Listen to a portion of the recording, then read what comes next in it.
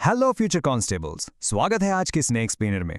देखो, मुझे पता है एसएससी जीडी के फिजिकल और मेडिकल एग्जाम्स का नाम सुनते ही ना दिमाग में टेंशन शुरू हो जाती है।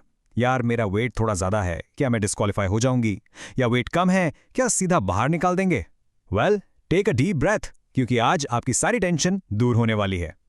एसएससी ने 29 अप्रैल 2026 को एक नया नोटिस निकाला है जिसमें वेट रिजेक्शन को लेकर कुछ नए रूल्स आए हैं।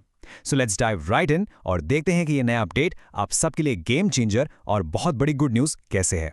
तो फटाफट देख लेते हैं आज हम क्या डिस्कस करने वाले हैं। पहला, एसएससी जीडी का नया नोटिस क्या कहता है। दूसरा, पीएसटी और एमईटी में आखिर फ़र्क क्या है। तीसरा, सेफ बीएमआई रेंज क्या है। और चौथा, कुछ बहुत इंपॉर्टेंट टिप्स और समरी। चलिए शुरू करते हैं। ओके, पहला पॉइंट देखते हैं। एसएससी जीडी नया नोटिस। आप नोटिस कर सकते हैं ये ऑफिशियल एसएससी का डॉक्यूमेंट जो 29 अप्रैल 2026 को रिलीज हुआ था। अब ऑफिशियल लेटरहेड देखकर थोड़ा ट्रस्ट आता है ना। बेसिकली ये नोटिस पुराने 1 दिसंबर 2025 के कांस्टेबल जीडी गाइडलाइंस का ही एक अपडेट है। हुआ क्या है कि एमएचए यानी मिनिस्ट्री ऑफ होम अफेयर्स ने एक नया मेमोरेंडम निकाला था और उसके बेसिस पर एसएससी ने मेडिकल एग्जामिनेशन, स्पेसिफिकली आपके वेट के रूल्स को लेकर एकदम क्लियर कट क्लैरिफिकेशन दे दिया है। इससे साफ पता चलता है कि रिक्रूटमेंट डिपार्टमेंट अब कितना स्टूडेंट फ्रेंडली हो गया है। एक और बहुत बहुत ज़रूरी बात जो इस नोटिस के पॉइंट नंबर 5 में लिखी है, इसमें क्लियरली बोला गया है कि all other terms and conditions remain unchanged. इसका सीधा सा मतलब यह है कि आपको बिल्कुल पैनिक नहीं करना है।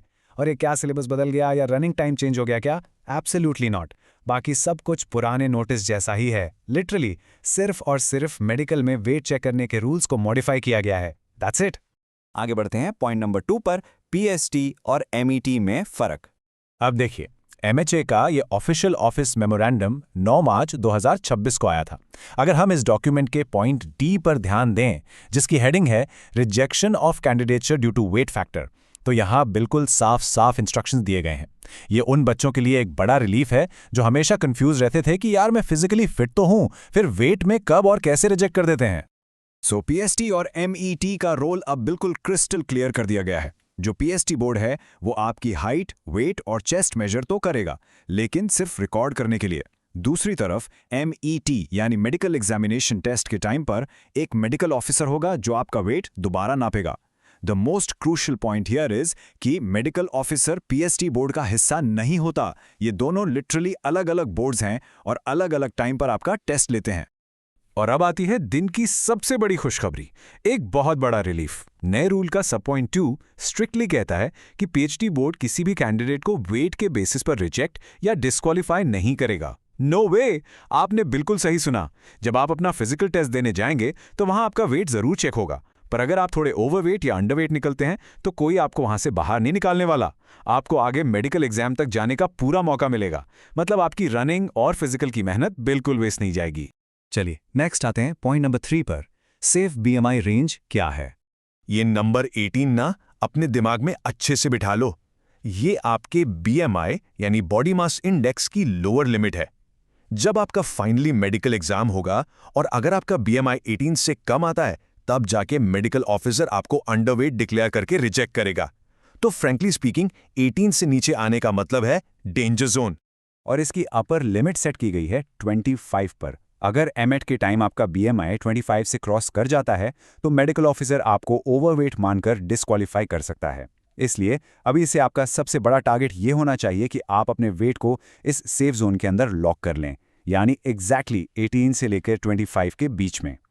अब आप जरूर सोच रहे होंगे, यार मेरा बीएमआई कितना है, ये मैं घर बैठे कैसे निकालूं? Well, it's super easy math. सबसे पहले अपना वेट केजीज में नाप लो, फिर अपनी हाइट को मीटर्स में मेजर करो और उसको खुद से मल्टीप्लाई कर दो। बेसिकली हाइट का स्क्वायर निकाल लो। अब अपनी वेट को इस हाइट के स्क्वायर वाले नंबर से डिवाइड कर दो। जो नंबर निकल कर आएगा ना, बस वही आपका बीएमआई है। मैं तो कहूंगी कि इसके बाद आज ही अपना बीएमआई कैलकुलेट करो और चेक करो कि आप इस 18 से 25 की सेफ जोन में हो या नहीं। फाइनल सेगमेंट पर आते हैं पॉइंट 4, इंपॉर्टेंट टिप्स और summary. Let's do a quick rapid fire recap. Number 1, PST में वेट सिर्फ और सिर्फ रिकॉर्ड किया जाएगा, वहां आपसे कोई वेट के बेसिस पर सिलेक्शन नहीं छीन सकता। नंबर 2, डिस्क्वालीफाई करने की पावर सिर्फ एमईटी वाले डॉक्टर यानी मेडिकल ऑफिसर के पास है। नंबर 3, आपका टारगेट बीएमआई स्ट्रांगली 18 और 25 के बीच ही रहना चाहिए।